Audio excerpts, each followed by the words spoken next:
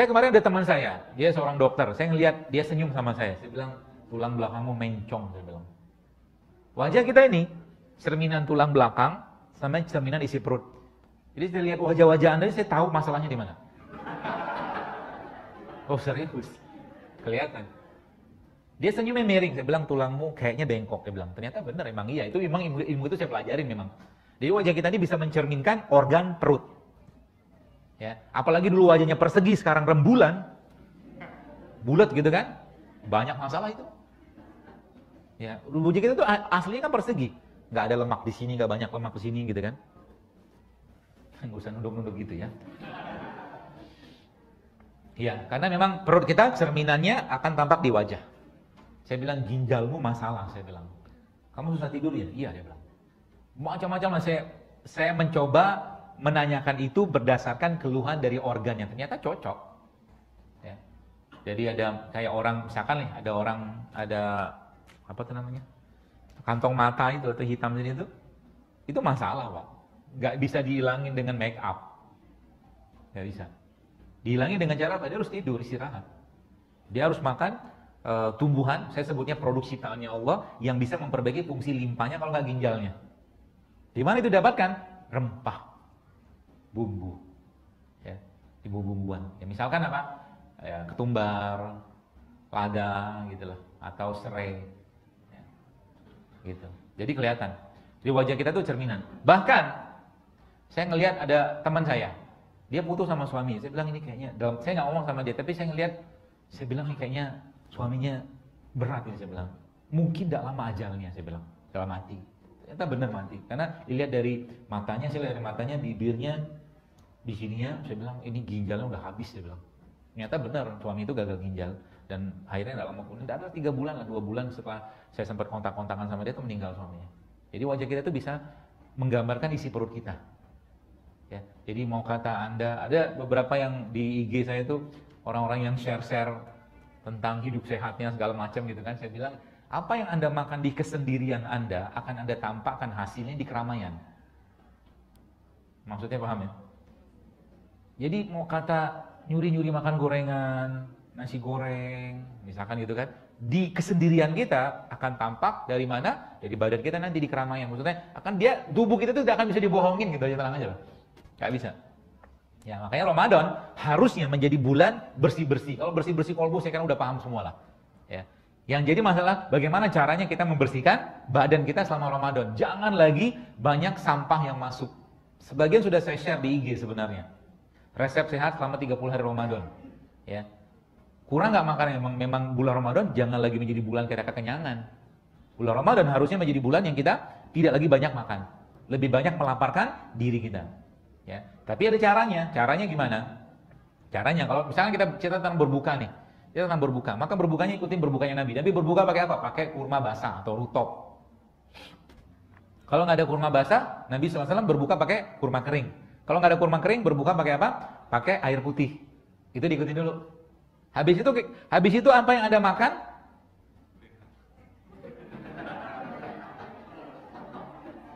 Ini kayaknya penggemar gorengan sejati semua. Berat loh gorengan tuh dicerna serius. Saya tanya sedikit. Dulu ya, orang tua kita itu penyakit itu relatif sederhana dan gampang diobatin. Mereka dulu suka menggoreng nggak? Suka, tapi mereka gorengnya dulu pakai minyak kelapa loh. Minyak kelapa itu kategorinya lemak jenuh. Minyak sawit kategorinya lemak trans. Lemak trans itu untuk dicerna badan kita susahnya minta ampun. Apalagi yang sudah menghitam, segala macam gitu. Makanya, kalau sekarang Anda disajikan gorengan di depan Anda, lalu Anda berbinar-binar gitu kan. Bahagianya luar biasa, tapi Anda tidak merasa semangat ketika disajikan sayur dan buah, ada yang nggak beres dengan badannya. Ya, ada yang nggak beres. Artinya apa? Banyak yang konslet. Ya, kenapa? Karena memang apa yang kita lihat itu sebenarnya mempengaruhi mood kita. Maka saya sering sebutnya good food is good mood. Anda tidak akan bisa dapatkan mood yang baik dari makanan-makanan berminyak. Nggak bisa. Yang usus tolongnya begitu. Makanya ada buah, ada sayur, di situ ada probiotik, ada prebiotik semua. Ada madu, segala macam, ada kurma. Kurma itu juga termasuk prebiotik sebenarnya. Ya. Jadi Ramadan nanti ya, setelah Anda makan tadi apa kurma tadi, yang Anda kerjakan selanjutnya adalah Anda minum air rendeman kurmanya. Ya. Tadi saya bawa, cuma sudah habis di kajian di Serpong tadi. Ya. Saya ngerendam nanas, saya campur sama kurma, saya campur sama manggis, saya campur sama goji berry. Enak banget. Itu full dengan enzim. Ya. Full dengan apa? Full dengan bahan fermentasi. Dan Nabi udah ajarin sebenarnya. Salah satu minuman kesukaan Nabi adalah air rendaman kurma. Ya, sekarang namanya Ibus Water, tapi kalau guru saya seorang profesor dikatakan itu air nano sebenarnya. Air nano itu apa? Air yang sudah berubah molekulnya menjadi kecil. Ada satu proses dalam ilmu fisika atau biologi itu namanya difusi. Difusi itu apa? Difusi itu perpindahan ya suatu bahan dari konsentrasi yang pekat ke konsentrasi yang rendah. Maka ketika Anda nyemplungin buah dalam air, maka konsentrat buah ini akan pindah ke dalam air dengan proses difusi. Jadi kalau saya pernah bilang kan, makan buah yang terbaik apa? Makan buah itu sama bijinya sama kulitnya. Nggak bisa kan? Sehingga nanti kalau Anda mau makan jeruk nipis itu boleh nggak dimakan? Boleh kalau bisa. Tapi kalau kita nggak bisa makan, udah potong aja jeruk nipis, cuci yang bersih, cemplungin semua ke air. Maka seluruh bahan dari bijinya, dari kulitnya, semua akan larut dalam air tadi. Dan itu adalah makanan terbaik untuk usus kita. Ya, usus kita nih teman sekalian, ada 3 bakteri. Ini bahasa sederhananya. Bakteri netral, bakteri baik, sama bakteri jahat. Siapa yang paling pegang peranan? Yang paling pegang peranan adalah bakteri netral. Bakteri netral ini bisa berubah menjadi bakteri baik atau bakteri jahat tergantung apa yang orang itu makan. Artinya apa? Semakin banyak probiotik atau prebiotik yang orang itu makan, maka otomatis semakin banyak bakteri netralnya yang berubah menjadi bakteri baik. Autoimun terjadi gara-gara apa? Gara-gara bakteri netralnya berubah menjadi bakteri jahat. Kawan nggak kenal kawan, lawan nggak kenal lawan. Makanya kalau kita belajar tentang autoimun ya, salah satu yang amat sangat tanda kutip diharamkan di autoimun adalah makan gluten. Gluten itu apa? Produk berbasiskan tepung. Itu di tanda kutip diharamkan banget. Kenapa? Itu bikin chaos banget di usus itu, chaosnya luar biasa. Ya, kacaunya luar biasa di usus itu kalau seseorang itu mengkonsumsi itu. Ya. Dan ingat tubuh kita nih, ya, tidak langsung sakit, tenang aja. Orang-orang yang mengkonsumsi makanan, saya sebutnya makanan kosong, makanan sampah. Seperti itu, dia nggak langsung sakit. Tapi apa yang terjadi? Yang terjadi adalah tubuh langsung ngasih sign. Sign-nya apa? Keluhan. Ya. Keluhan itulah yang menjadi tanda bahwa tubuhnya banyak masalah. Susah tidur, termasuk perempuan. Zaman sekarang, saya dapatkan banyak sekali orang-orang yang konsul ke saya itu. PCO, endometriosis, infertilitas, banyaknya luar biasa. Gara-gara apa? Gara-gara nyampah. Jadi gini, mungkin Bapak Ibu sekalian belum pernah mikirin, tapi mari kita pikir bersama. 30-40 tahun yang lalu anak perempuan ketika lahir ya anak perempuan lah ya secara umum itu menstruasinya biasanya rata-rata di kelas 3 atau kelas 1 atau kelas 2 SMP loh. Anak perempuan zaman dulu. Sekarang kelas 3 atau kelas 4 SD sudah mens. Betul? Apa yang terjadi? Apa yang menyebabkan itu? Pastinya ada satu proses penuaan dini yang terjadi pada makanan atau apa yang mereka konsumsi tiap hari. Semakin banyak yang tidak alami, semakin banyak yang dikemas, semakin banyak yang diolah, semakin banyak dikasih bahan aditif, maka tubuhnya akan banyak terasup dengan radikal bebas. Radikal bebas. Kata kuncinya apa? Pasangin dia. Radikal bebas tadi kan adalah elektron yang kekurangan atau kehilangan elektron pasangannya. Maka pasangin dia. Pasangin dari mana? Dari semua yang Allah tumbuhkan. Kata kuncinya apa? Makanlah makanan yang ditumbuhkan Allah di atas tanah dan dapat sinar matahari. Itu aja kata kuncinya. Saya nyebut itu sebagai produk ciptaannya Allah. Apapun itu bentuknya, mau sayur kayak, mau buah kayak, makan itu sesering mungkin. Supaya apa? Supaya tubuhnya punya bahan baku untuk melakukan detoksifikasi tadi. Semakin banyak makanan tadi yang diasup, maka apa yang terjadi? Tubuh akan bisa memperbaiki bagian-bagian rusak. Contoh gini lah, sel lambung kita Bapak sekalian, dia bisa regenerasi dalam waktu 3-5 hari.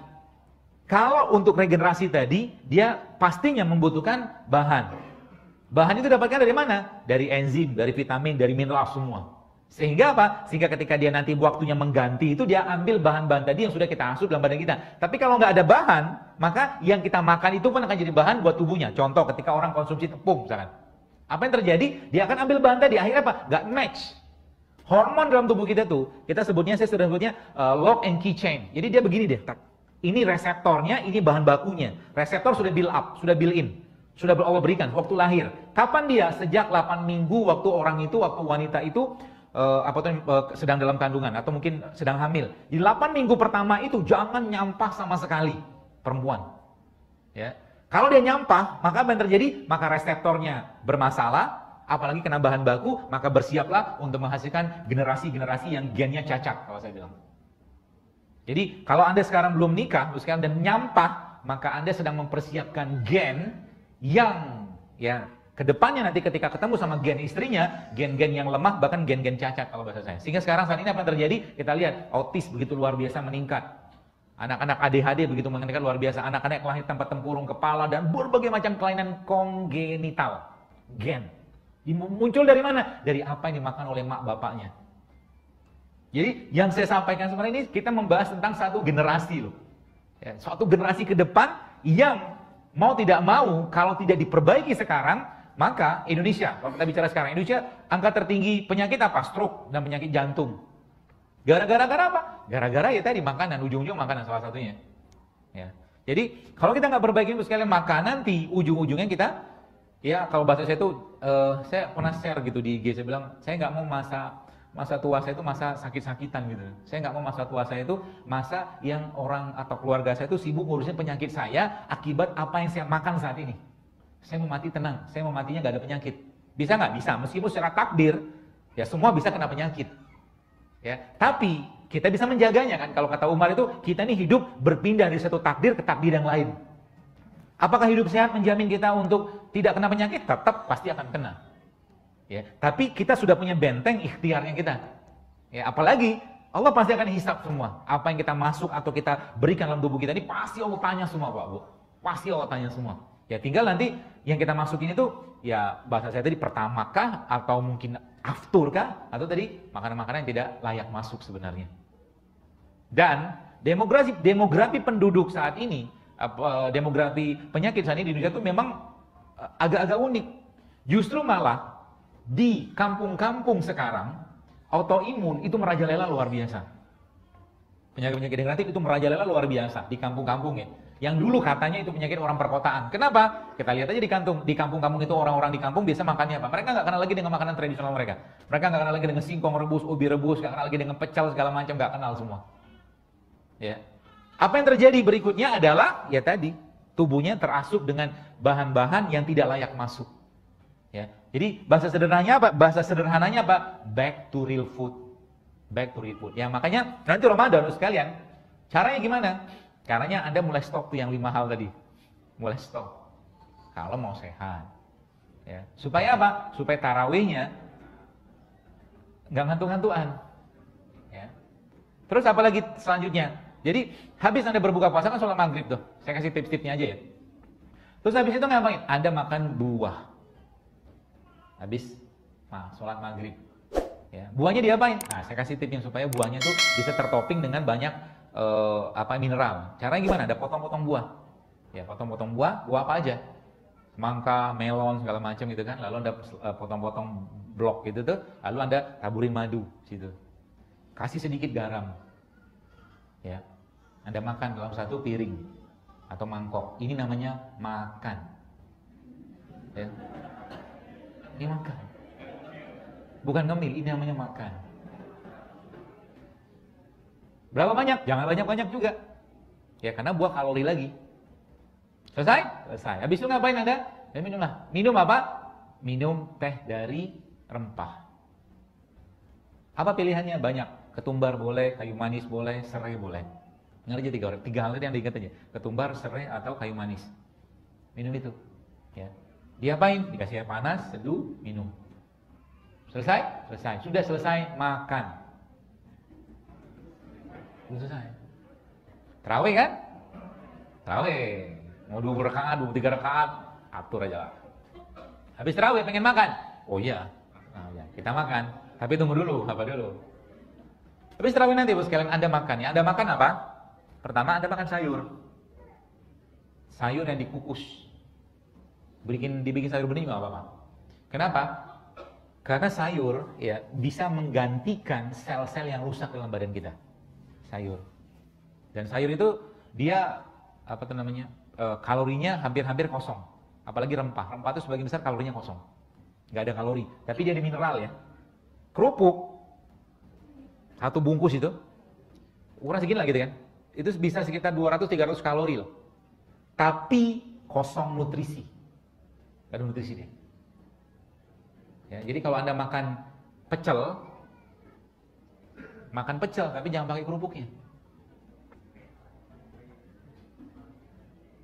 Nah, terus sayur tadi Anda coel pakai apa? Pakai sambal. Karena sambal itu enzim. Ya, dan dalam sayur tadi saran saya Anda masukin di situ paprika. Karena paprika itu punya 4 kali lipat kadar vitamin C lebih tinggi daripada jeruk. Paprika. Oke, dicuel kan begitu kan? Habis itu ngapain? Anda makan kacang. Makan kacang. Kacang apa? Saya sarankan beberapa kacang, tapi bukan kacang hijau. Bukan kacang kedelai. Karena kacang hijau sama kacang kedelai, kacang yang cukup tinggi kadar estrogennya. Jadi kalau laki-laki makan itu, maka dia akan berlimpah hormon estrogen. Kalau sering, dia akan jadi laki-laki yang lebay. Oh iya, ada namanya senoestrogen. Kacang kedelai itu mengandung itu. Ya, makanya susu kedelai itu tidak boleh dikonsumsi oleh laki-laki sering-sering. Ada yang jualan ya?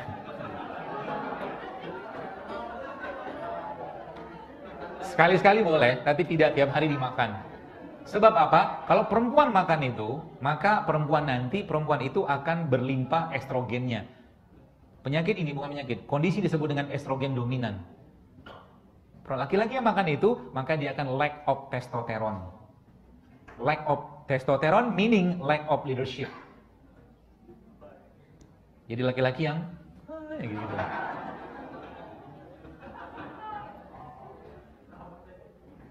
Kacang hijau juga sama sebenarnya. Ya. Berarti ada kacang-kacangan yang kita perlu tahu. Apa kacang-kacangan yang boleh kita makan? Karena kacang itu isinya apa? Protein dan lemak.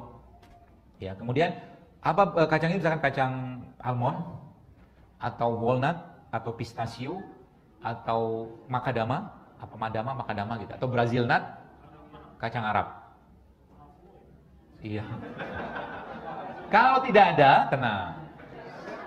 Saya kasih solusi yang lain. Kalau nggak ada, kacang merah boleh. Red bean itu loh. Nah, itu boleh. Murah kan? Alhamdulillah.